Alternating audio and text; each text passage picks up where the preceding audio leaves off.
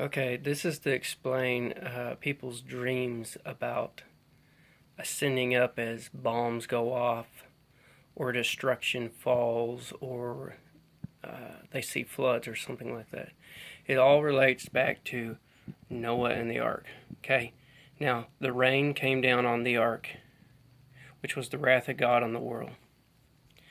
And as the rain fell, it fell on top of the boat, all around the boat, and underneath the boat, lifting the boat up. And as the waters rose, the boat rose. Okay, now this was symbolic of the destruction that's going to fall, whether it be bombs or whatever people are dreaming about. Because the ark is representative of us in repentance. We stay above the destruction. Now, the bombs are representative of things too. A lot of people are taking their dreams literal, and they shouldn't be, because the Spirit's trying to say to them something deeper. Now, some of them may have to deal with something literal, but a lot of times the literal is mixed with a spiritual meaning behind the dream. But see, a lot of people are seeing themselves fly up or ascend up as destruction falls. Well, so did the boat. As destruction fell, the boat ascended. But the thing was, is the boat didn't leave the destruction. It didn't leave the wrath. It endured it. It took it. The wrath rained on it. The wrath fell on it. And the reason why the boat was even lifted was because of the wrath. And the wrath, as the wrath rose, so did the boat. And when people are having dreams about flying up, as they see a bomb go off, or some kind of natural disaster or things similar to that, it's because the Spirit's telling them in the dream the same relation that is in Noah's ark. Same thing over here in Lot. See, Sodom and Gomorrah, it rained fire and brimstone, but what a lot of people don't know is that Lot didn't go up to the mountain first. He went to a little small town called Zoar. And it rained fire and brimstone not just on Sodom and Gomorrah, but the cities and the plain all the way around. And the fire and brimstone rained all the way around Zoar while Lot was in it. It destroyed all kinds of crops and plants everywhere. That's what it says in Genesis. And so Lot endured it. He, except the angels, because Lot argued with him, I don't want to go up the mountain unless the beasts kill me. Let me go into this small town. The angel said, okay. And so he went there, and he told him that he would protect him there. But after Lot seen all this, then he finally went up to the mountain. But if he would have looked back, he would have been turned to pillar salt just like his wife. If Noah would have got out of the boat, he would have drowned just like the rest. It's the same way with people today. If they don't see these waters, the spiritual significance about them is evil spirits that are being poured out, and they're drowning men, women in general. That's what I mean.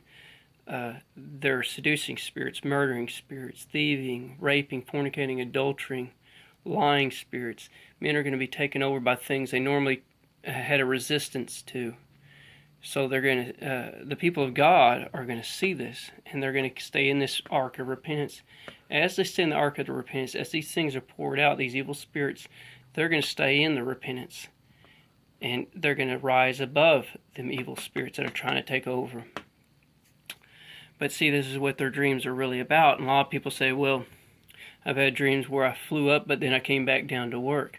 Well, it doesn't have nothing to do with the rapture theory. None of this does. See, Paul was caught up to the third heaven, but he was still here afterwards working on the earth.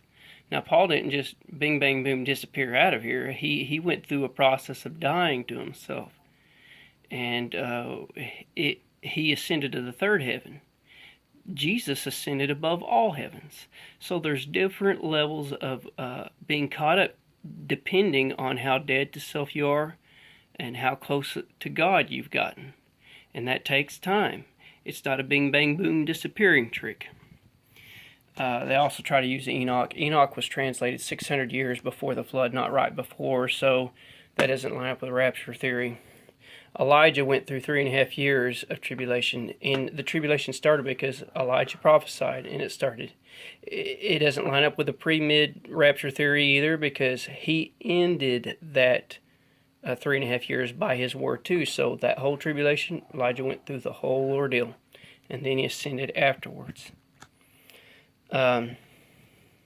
I talked in my previous video about this 144,000. They're mentioned in chapter 7, and they go up into chapter 14. Now, if you read Obadiah, it throws chapters 14 and 20 together. It says, Savior shall come upon Mount Zion and shall judge the Mount of Esau. Well, in chapter 20 of Revelation, it says, and judgment was given unto them. So Obadiah throws that judgment given to him and Savior's coming up on Mount Zion, the same thing you read about in chapter 14, where it says, I saw the Lamb, and with him stood 144,000 standing on Mount Zion. Obadiah throws them two chapters together. And so really Revelations is a fulfilling out. It's not really a chronological type of thinking that men have come up with to try to narrow down the rapture theory. The rapture theory is incorrect. The Church of Philadelphia and Smyrna are not only mentioned in chapter 2 and 3 of Revelation and chapter 1, but also in chapter 11, because the seven churches are called seven candlesticks. And if you, 5 of them God wasn't pleased with, Jesus wasn't pleased with, but 2 of them he was. And if you go into chapter 11, it says, that calls the 2 witnesses the 2 candlesticks standing before the God of the earth. They are the 2 candlesticks. That means they're 2 churches. They're not just 2 men. They're 2 groups of Christians. That's plural, more than one. So Philadelphia and Smyrna was the ones that Jesus was pleased with, that were standing. And they're mentioned again in chapter 11. Calls them the 2 candlesticks.